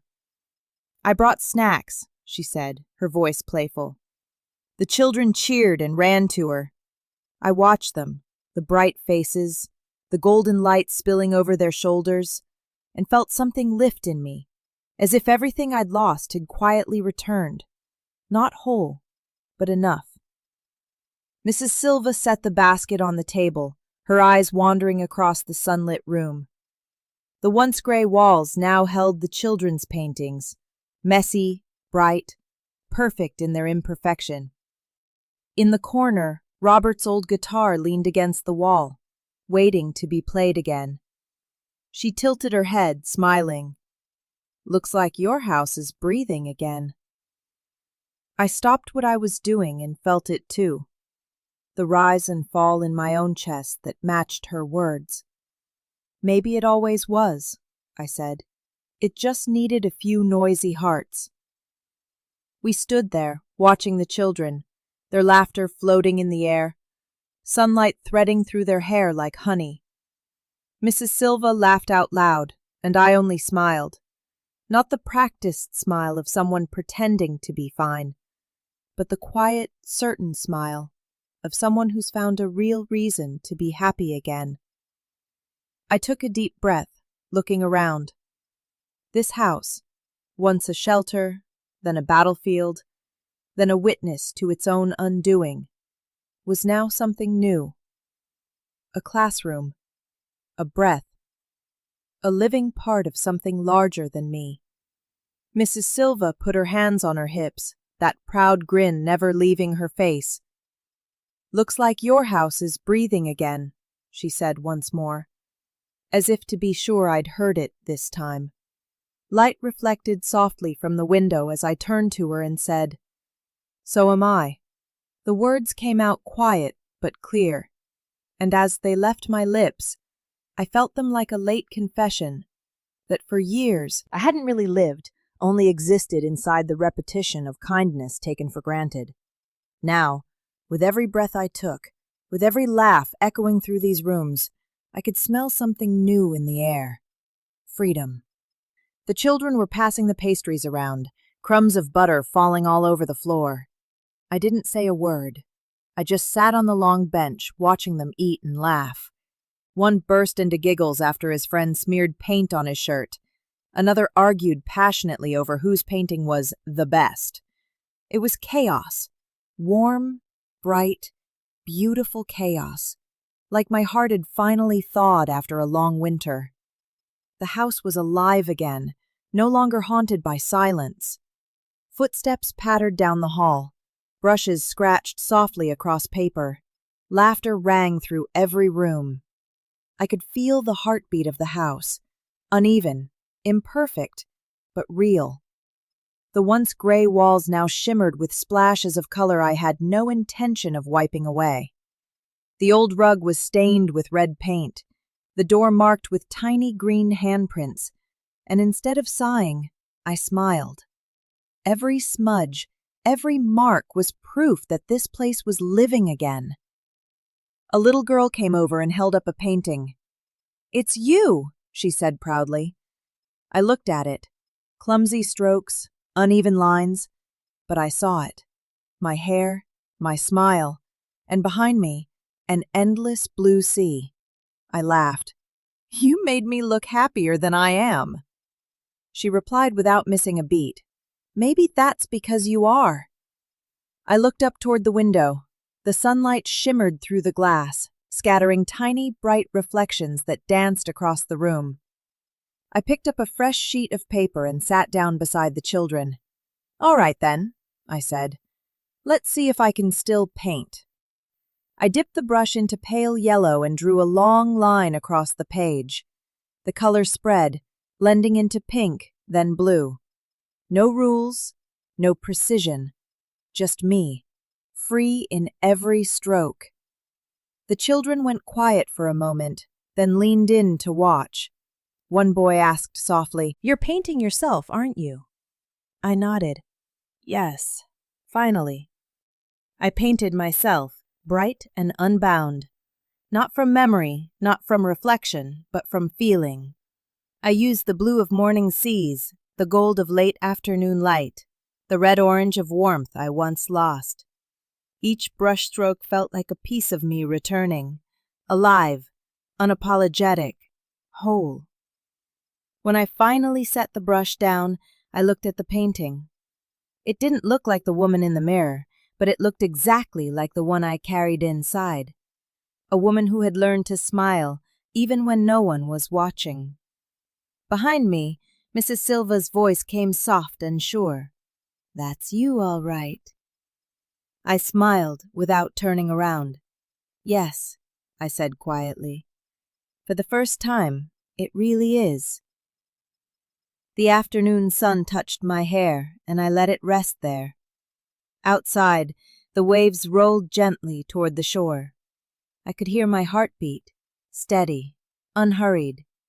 The rhythm of a life continuing, peaceful and radiant, like the painting drying in front of me. That morning, the sky was the color of wet steel.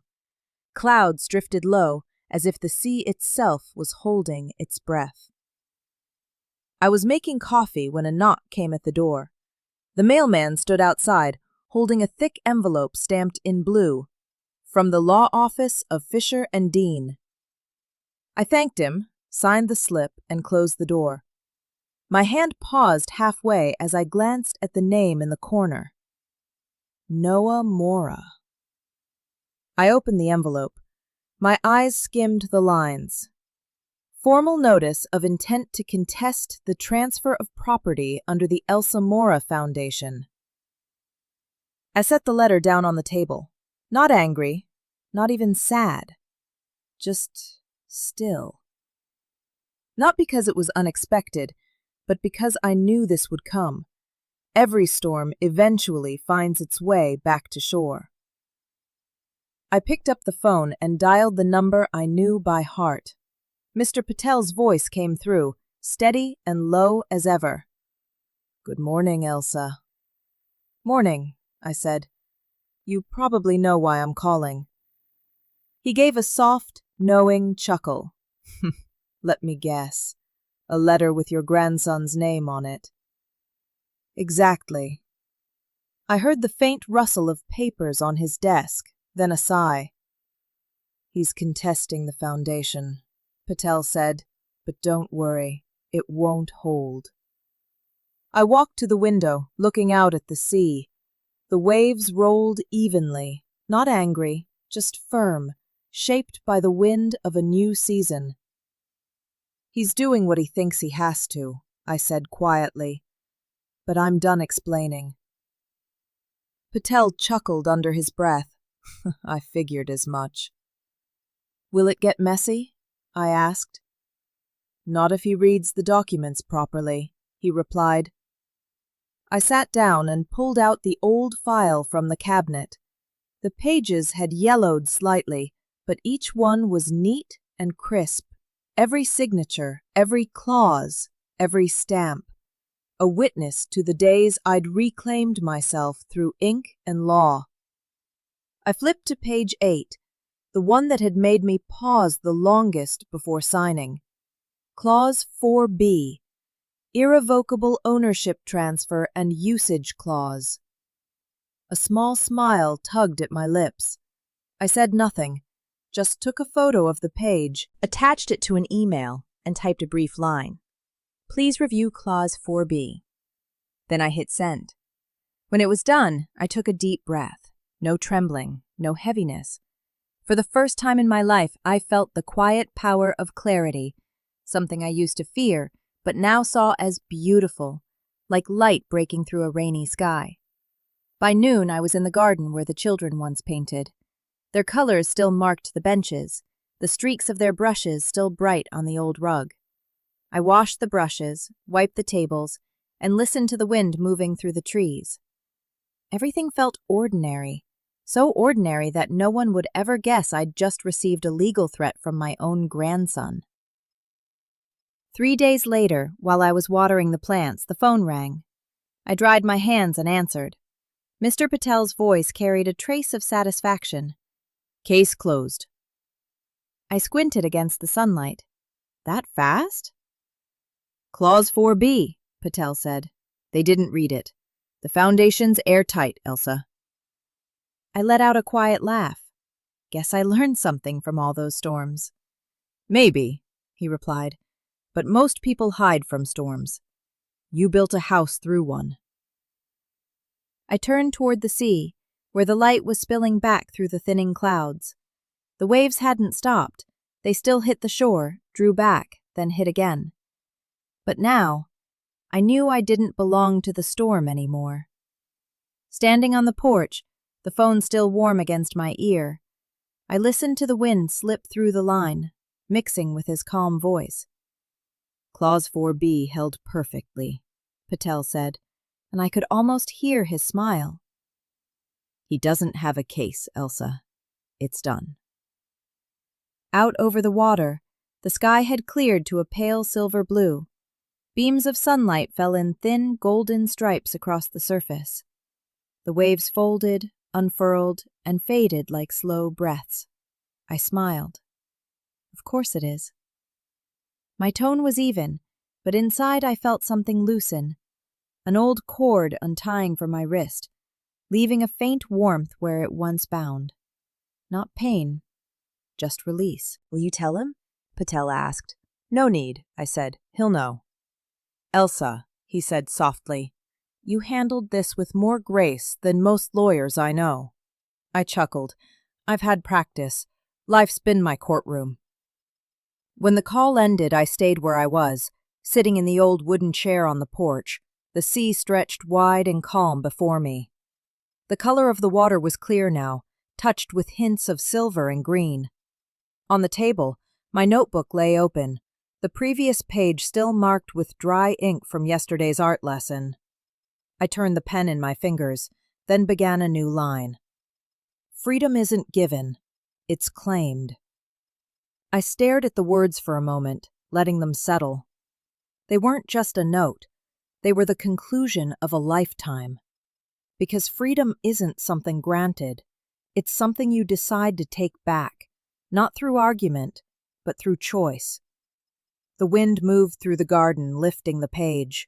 I pressed it down gently, feeling the warmth of my own hand through the paper. The warmth of a woman who had stayed silent too many times out of fear. Fear of being wrong, fear of losing, fear of being misunderstood. Now, there was no fear left. And the lightness that came wasn't triumph. It was peace. Not loud, not shining, just quiet. Like the morning after a storm, when you open the window and the wind comes in, gentle and salt-sweet. I looked around the house. The children's paintings still hung slightly crooked. A few flecks of dried paint clung to the wall. The scent of Mrs. Silva's pastries lingered from yesterday. Everything around me felt alive, humming with the breath of ordinary life. And I understood then. Freedom didn't live in legal clauses or signatures. It lived here, in the simple act of sitting in my own home and smiling for no reason at all. I closed the notebook, placed the pen on top, and listened to the clock ticking in the next room, counting the seconds like quiet applause. Outside, the waves kept breaking, not wild, not tame, just honest. I rose to my feet and let the wind lift my hair. A gull dipped low, then soared high above the cliff, its cry echoing across the open sky. I tilted my head back, following it, and for a moment, I felt something inside me take flight too. A small, white-winged thing, rising into the blue. No anger, no regret. Just warmth. The kind that comes when you finally understand there's no victory greater than no longer being afraid of yourself. That morning, mist still hung over the garden, the scent of damp grass mingling with salt from the sea. I was arranging a few sprigs of lavender in a vase when I heard the postal truck stop at the gate. The familiar mailman waved, holding out a cream-colored envelope. "Morning, Ms. Mora." I thanked him, took it, and closed the door. No seal from a court, no law office stamp, just a thin envelope, handwritten in a script I knew by heart. The top corner read, small and slightly shaky, "From Noah." I stood by the window for a long moment, the envelope resting in my hand. There are some things you don't have to open to know what's inside. Not because you can guess, but because your heart is ready to listen.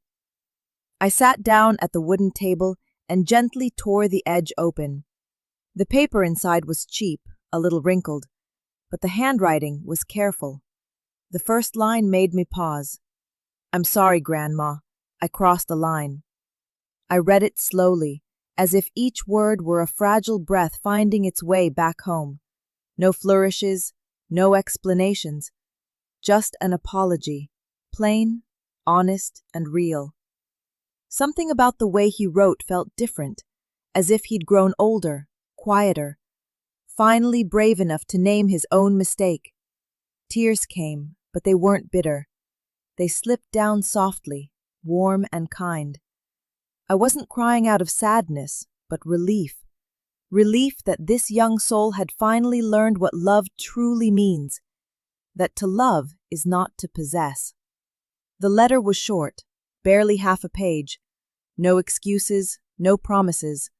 At the end he wrote, "You weren't being selfish. You were living." I stopped there, exhaled slowly. You weren't being selfish. You were living. 7 words, and it felt like 7 years being lifted from my chest. I folded the letter, placed it gently on the table. Morning light streamed through the window, washing over the thin paper until it seemed to glow from within. In my mind, Robert's voice echoed, soft, steady, unchanged by time. "People who live for others forget how to breathe, Elsa. Don't let that be your art." I hadn't understood him back then. Now I did. To live doesn't mean to be endlessly kind or endlessly giving. It means knowing your limits, so that love still has room to breathe. I lifted the letter again, running my fingers across the page.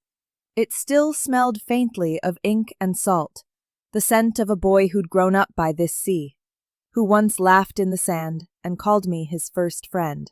Outside, the tide was rising. Light shimmered across the surface, spreading in soft ripples, warm as the feeling growing in my chest. For a moment, I felt the urge to write, not to reply, but to remember this. The moment when an apology didn't just mend what was broken between two people, but restored the part of myself I thought was gone. I opened my notebook and wrote, "Forgiveness isn't a gift, it's a return." Then I set the pen down and looked out at the sea, my heart as light as the drying page before me. I rose, the letter in hand, and walked slowly down the hallway. Sunlight filtered through the windows, spilling long golden stripes across the floorboards. My footsteps sounded soft, even, like the house itself had learned to breathe again. In the living room, Sea Before Storm still hung in its place. The colors had deepened with time, but the light within it had never dimmed. I touched the wooden frame, tracing the words Robert had written on the back of the canvas. "Every wave has its way back home." I smiled, not knowing why exactly. Maybe because it was true. For both people and tides, no matter how far they drift, when the heart is quiet enough, it always finds its way back. Beside the painting sat a small photo frame, Noah as a child, holding a cat in the garden, laughing. I brushed away a thin layer of dust, set it upright again, and placed the letter beside the painting. Two keepsakes, one from the past, one from the present, each holding a different kind of love. One born from memory, the other from understanding. A breeze came through the open window, lifting the corner of the letter as if it wanted to speak again. But I didn't need to hear it. I already understood. Forgiveness needs no words, only feeling. It isn't about erasing a wrong, but about accepting that pain too is part of love. I don't need to hear Noah say anything more, nor do I need to write back. Just knowing he's seen, that he understands, that's enough. I sat down, the warm cup resting in my hands. The scent of cinnamon and ginger mingled with the faint paper smell, softening the room in a way I hadn't felt in years. Through the window, light danced across the water. Seagulls glided low, white wings sweeping like chalk marks across the pale blue sky. In that moment, I understood something completely. Forgiveness isn't an act, it's a breath. It happens the moment the heart stops resisting.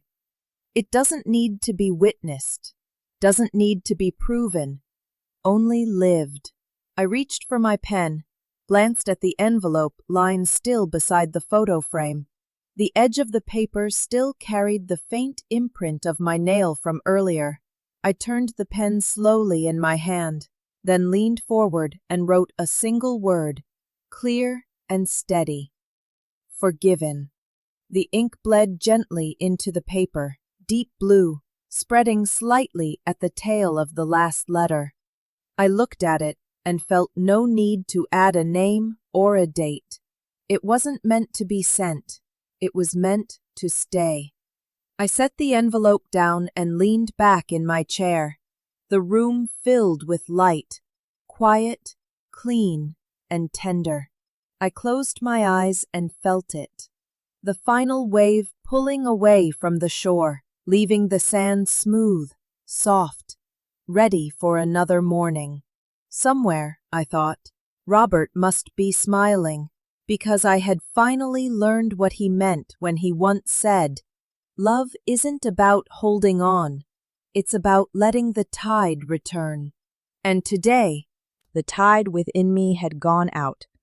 Not to take anything away, but to leave the light behind. That afternoon, sunlight slanted across the porch, spilling through dust-specked windows and painting soft halos on the wooden floor.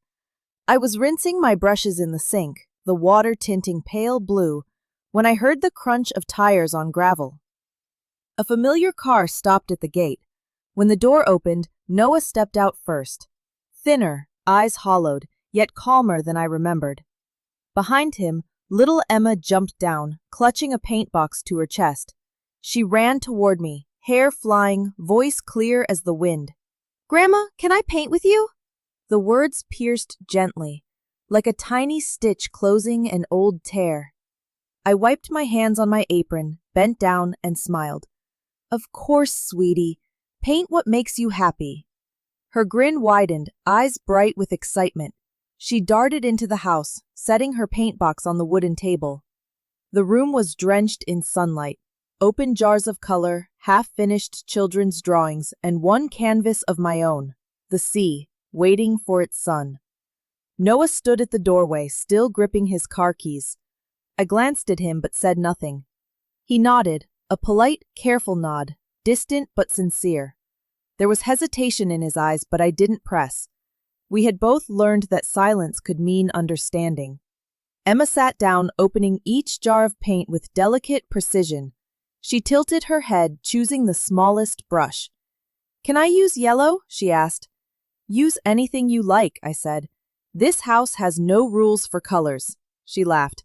"Then I'll make a big sun." I sat beside her, watching the small, steady hand sweep across the page. The sun grew round and bold, golden with streaks of orange, spilling brightness across her sleeves. Noah came closer, standing just behind her.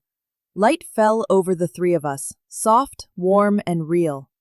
"Why the sun, sweetheart?" I asked. Without missing a beat, she answered, her voice bright and certain. "Because Grandma says light always comes back." I froze. That sentence, I'd said it years ago, when she was still tiny, afraid of the dark during a power outage. Back then, I held her close and whispered that light never disappears, it just hides for a while. I never thought she'd remember, but hearing it now, from her own lips, my chest tightened. Not with pain, but with warmth. The kind that feels like sunlight finding its way home. Noah remained silent. I heard him take a breath, slow and deep. Then, quietly, "She really missed you." "I missed her too," I said, eyes still on the painting. A pause, gentle, not heavy. The wind drifted through the open door, carrying the mingled scents of paint, salt, and the neighbor's cinnamon cookies. Emma held up her paper, face glowing. "Look, Grandma, the sun's bigger than the sea." I smiled. That's how it should be. The light in the room reflected off the wet paint, shimmering, as if the sun on paper had begun to breathe with us. No one spoke. There was only the sound of brushes gliding, waves outside, and hearts quietly mending through color. Emma kept painting, head tilted, lips pressed in concentration. Her brush circled the sun, adding tiny rays like strands of golden hair. I watched, realizing that in her simple strokes lived something adults often lose, the unshakable belief that light always finds its way back, if only we remember to leave the door open. Beside me, Noah stood in silence. He looked at his daughter, then at me. His eyes shimmered, not from shame, not quite from tears, but from something softer, something human. The late sun slid down the window pane, catching the faint lines at the corners of his eyes, lines not carved by age, but by exhaustion, by all the things he'd had to walk through alone. He spoke quietly, as if afraid to disturb the air around us. "I'm proud of you." I turned, meeting his gaze, a mix of guilt and gratitude, love and apology. I didn't blame him. I only saw that after so many storms, my grandson had finally learned to bow his head, not in defeat, but in understanding. I rested my hand on the table and smiled. Then live like it. It wasn't a lesson. It was a passing of light, something I'd kept safe for him, waiting for the day he'd be ready to carry it on his own. Noah was silent for a moment, then nodded, slow and steady. "I will," he said, his eyes turning toward Emma's painting. She was adding a small bright spot in the middle of her sun, then turned and grinned. "It's for you, Grandma." I nodded. "And for you too, sweetheart." Outside, the ocean murmured like a quiet, Thank you. The house was still, but it wasn't the kind of stillness I used to fear. For the first time in a long time, I felt the presence of others without needing to guard myself. For the first time, I saw the light return to his eyes. Not bright or loud, but real. The kind that belongs to someone who knows he's faltered, yet dares to begin again. It was the same kind of light Emma had painted, round, warm, slightly uneven, but true. I poured more tea, handing Noah a cup. He took it, smiling faintly. No words were needed. The ones we'd lost between us no longer mattered. We simply sat there, 3 people, surrounded by sunlight and the faint scent of paint and ginger. Emma dipped her brush again, adding a tiny bird soaring toward the sun, its wings stretched wide. I watched her, and something in me understood. Forgiveness isn't always a choice. Sometimes it's a moment. A moment when you see the good still alive in someone who once hurt you, and realize it never truly left. I placed a hand on Noah's shoulder, light but firm. "You're home any time," I said. He looked up, eyes gentle. "I know." Together we turned toward the sea. The afternoon light shimmered across the waves, each crest catching a glint of gold, 1,000 tiny mirrors reflecting what was once broken. And in that scattered light, I saw my family, not perfect, but whole again, in its own quiet way. A summer morning, the air carried salt and the soft rhythm of waves. I stood on the porch, holding the wooden sign I'd just finished painting. White letters against a sea blue background gleamed under the sun. Elsa Mora Studio. I hung it above the front door, steadying it until it was straight. When the last nail tapped into the wall, I stepped back.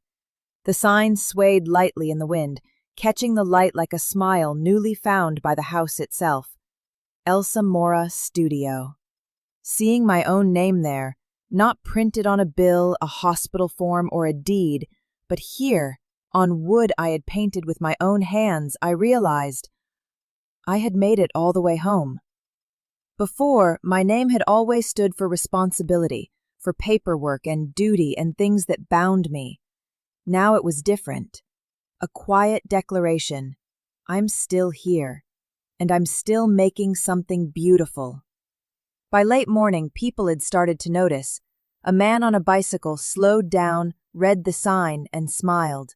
An older woman walking her dog paused and said, "I like your color choice."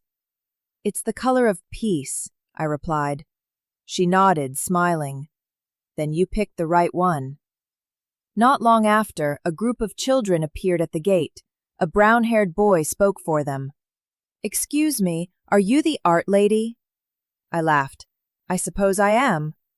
"Can we join your class?" "Of course," I said, opening the door wider. "But first rule, no erasers." They blinked. "Why not?" "Because mistakes make color."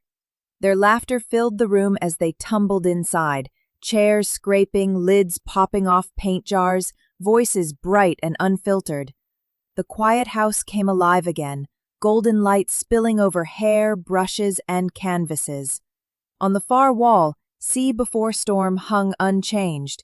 But for the first time, I no longer saw sadness in it. When the class ended, the children left trailing laughter and the smell of paint. I sat on the porch, watching my sign sway in the breeze. Out beyond the yard, the ocean glimmered, its waves stretched like long white lines, as if nature itself were writing in cursive. Mrs. Silva came by later, a basket of apples in hand and her usual teasing grin. "I heard all that noise," she said. "Thought maybe you'd opened a bakery instead." I chuckled. Too much sugar for me. She set the basket down and looked up at the sign. The sunlight caught in her eyes. Warm, steady, proud. "Freedom looks good on you, Elsa," she said, softly but with conviction. I didn't answer right away. There was more than a compliment in her words. There was recognition. From someone who had watched me walk through my shadows and had simply waited until I was strong enough to walk out on my own. Finally, I smiled. I didn't know it had a look. "Oh, it does," she said. "You can see it in the way you stand now."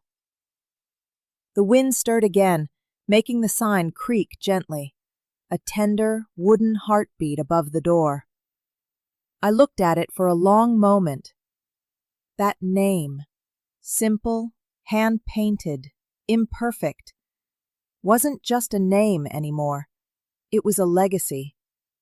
Not one written on paper, but one carved into the quiet act of being here, fully, freely, and finally under my own name. I turned to Mrs. Silva and smiled softly. "You know," I said, "I used to think freedom was something you earn. Turns out, it's something you remember." She squinted, understanding instantly.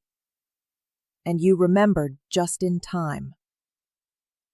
We sat quietly, listening to the ocean, the brush of wind sweeping across the porch, the distant laughter of children echoing down the road.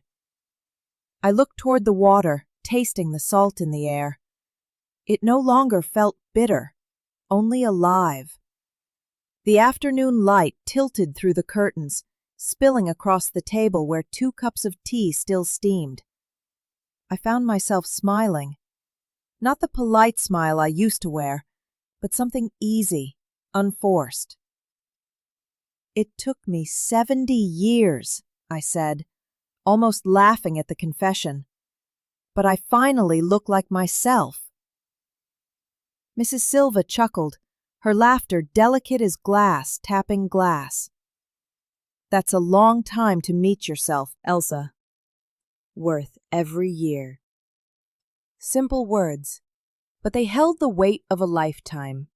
70 years of being a wife, a mother, a grandmother, the keeper of peace, the bearer of silence. Every role stacked upon another until I forgot the shape of my own face. And now, in the glow of the sign outside my door, I realized I had finally come home, not to my youth, but to the soul I had once misplaced. I stood and stepped onto the porch. The breeze carried salt, paint, and the faint scent of lavender from the little planter I'd replanted last spring. From somewhere down the street came the children's laughter, blending with the low hum of the sea. The house, the light, the laughter, they were all truly mine now. No more cautious footsteps in the hallway, no more voices wrapped in pity or suggestion, no more asking permission just to feel at peace in my own home. The house had become a mirror, bright, calm, and free. I ran my fingers along the smooth rail of the porch, feeling the warmth of the wood beneath the paint. The sun descended slowly, pouring a golden honeyed hue over everything. Inside, sea before storm shimmered faintly on the wall, as if even the last storm had finally gone still. Behind me, Mrs. Silva's voice floated through the soft wind. "You know, Elsa, freedom suits you better than pearls ever did." I laughed. "I'll take that as a compliment." She grinned. "It's the best kind." We both laughed again, then fell silent, gazing out at the sea. The waves curled and broke in steady rhythm, not menacing, not soft, just honest. Their pulse matched my own, strong, steady, needing no command. Quietly, almost to myself, I said, "For the first time in my life, I'm living by my own rules. No more should, no more must, no more have to, only want to. I want to wake when the dawn touches my doorstep, to teach children to mix colors with feeling, not formulas. To drink tea alone without calling it loneliness. I want to look back on this life not as a sequence of losses, but as a symphony that finally found its right key. Mrs. Silva stood, placing a gentle hand on my shoulder. "Don't forget," she said, "some rules are worth keeping." I turned to her, smiling. "Which one?" She winked. "Your house, your rules." We both laughed, the kind of laughter that feels like sunlight. Then she left, and I stayed. The sign, Elsa Mora Studio, swayed softly in the wind.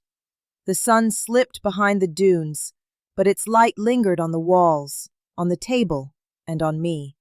A 70-year-old woman who had finally found her own reflection in the mirror. I closed the door, not to shut out the world, but to hold on to this moment, the moment my home, at last, was breathing with me. And that is how I, Elsa Mora, found my way home. Not through blind sacrifice, but through quiet strength and self-respect. I learned that freedom is never given, it's claimed, and it is never too late to become yourself again. This house, now Elsa Mora Studio, has become more than walls and windows. It's a place where light is shared, where stories breathe again, where women come to remember their own colors. If this story of rebirth and legacy has touched even a small part of your heart, I hope it reminds you that you too have the power to stand for what is truly yours, your voice, your worth, your home within yourself. How did this journey make you feel? Have you ever had to fight to reclaim your own autonomy? Share your thoughts in the comments below. I read every message, and I treasure the stories you send. Thank you for listening, for staying, for feeling this with me. Don't forget to subscribe and turn on the notification bell so we can meet again in the next story, where together we'll continue exploring tales of healing, courage, and quiet strength.